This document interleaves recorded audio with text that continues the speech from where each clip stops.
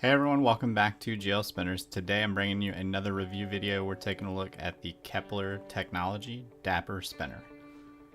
This is a bar spinner that is available in 3 different metals. You've got brass, copper, as the one I have here, and also stainless steel. Great part about this spinner is that no matter which version you buy, they're all under $30. And that's really a great value. So let's look at what this comes in. It comes in a tin, which has become pretty standard. It's got a plastic viewing window, and it's got foam on the inside with 2 cutouts. The first one here is for the spinner itself, and the second one we'll discuss later on in the video. That's becoming pretty standard, but it's a nice feature still. So looking at this spinner, this is one of the first bar spinners that I ever got. It's got that classy bow tie shape that gives it its name. Most of the spinners that I have currently are tri-arm spinners, and one of the biggest differences between the two is the gyroscopic effect. Bar spinners, when going from horizontal to vertical, have a jitter or a wobble. Every bar spinner I've used has this feeling, and I would guess to say that all of them do.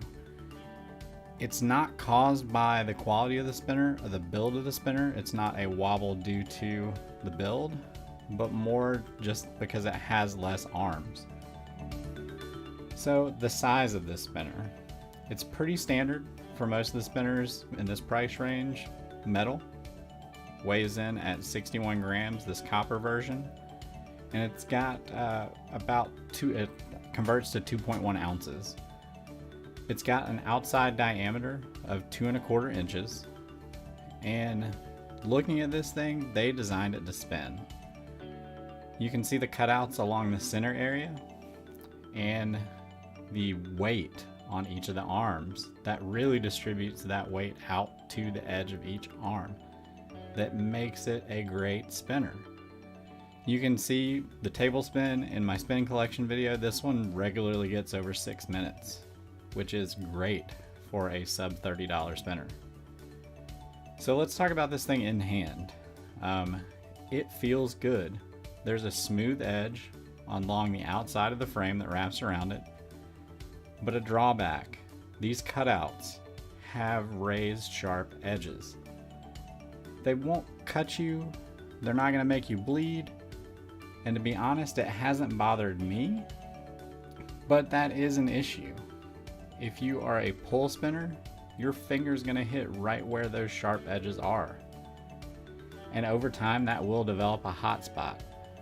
Like I said, it's not going to cut you, but it almost has a sandpaper effect to where you're going to feel it over time, kind of like a raw feeling. So that is something that they could have addressed. They could have rounded off these edges, but that's additional machining, and that would have drove up the price of the spinner. With this being under 30 bucks, that machining could have potentially raised it above that. So moving on to the buttons, they've got logos on each side. They're concave, but they don't have any extra grip to them. But I don't really have an issue with that. They are threaded, and we'll take them off here to take a look at the bearing underneath. We've come to know our standard R188 bearing, also our standard threaded bearing lock. Makes for ease of cleaning, makes for ease of replacement. But to be honest, with this one getting 6-minute plus spins, I haven't touched the bearing. So overall, I'm pleased with the Dapper. I think it is a great option for an inexpensive metal bar spinner. The build quality of mine is held up, and like I said, it's born to spin. Feels good in hand, the slight problem with the raised edges, but overall I was really pleased with it. I'm going to show you it comparing in size to a couple other common spinners as well.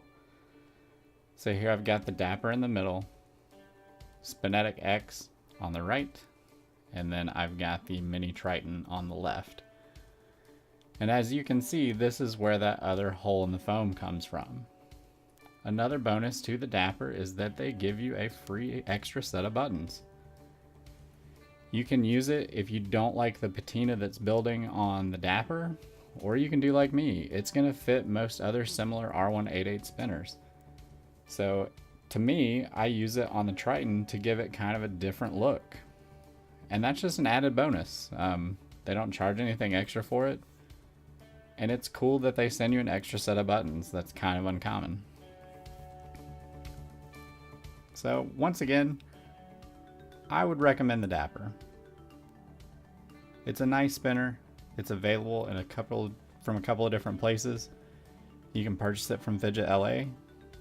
I purchased mine from Spinetic Spinners. I'll have links down in the description below to the different places you can buy it. But right now on Spinetic, they're actually running a deal through the first of the month where if you buy 2, you get 1 for 25% off. So let me know what you think about the Dapper. Do you have one? Do you like it? Do those raised edges bother you? Let me know. Be sure to give me a like if you enjoy the video.